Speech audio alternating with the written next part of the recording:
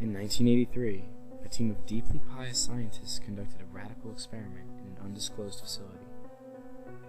The scientists had theorized that a human without access to any senses or ways to perceive stimuli would be able to perceive the presence of God. They believed that the five senses clouded our awareness of eternity, and without them, we could actually establish contact with God by thought. An elderly man who claimed to have nothing left to live for was the only test subject to volunteer. To purge him of all his senses, the scientists performed a complex operation in which every sensory nerve connecting to the brain was surgically severed.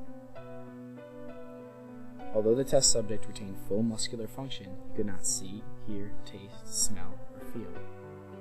With no possible way to communicate with or even sense the outside world, he was alone with his thoughts. Scientists monitored him as he spoke aloud about his state of mind in jumbled, slurred sentences that he couldn't even hear. After 4 days, the man claimed to be hearing hushed, unintelligible voices in his head. Assuming it was an onset of psychosis, the scientists paid little attention to the man's concerns. 2 days later, the man cried that he could hear his dead wife speaking with him, and even more, he could communicate back.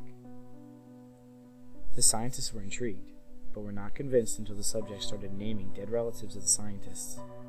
He repeated personal information to the scientists that only their dead spouses and parents would have known.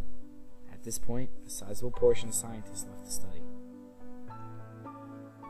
After a week of conversing with the deceased through his thoughts, the subject became distressed, saying the voices were overwhelming. In every waking moment, his conscience was bombarded by hundreds of voices, and that refused to leave him alone.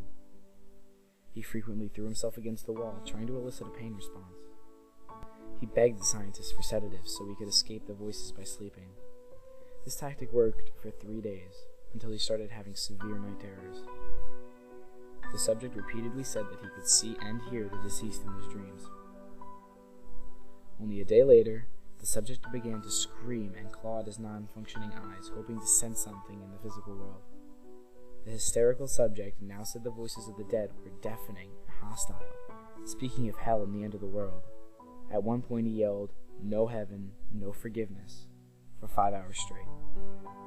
He continually begged to be killed, but the scientists were convinced that he was close to establishing contact with God. After another day, the subject could no longer form coherent sentences. Seemingly mad, he started to bite off chunks of flesh from his arm. The scientists rushed into the test chamber and restrained him to a table so he could not kill himself.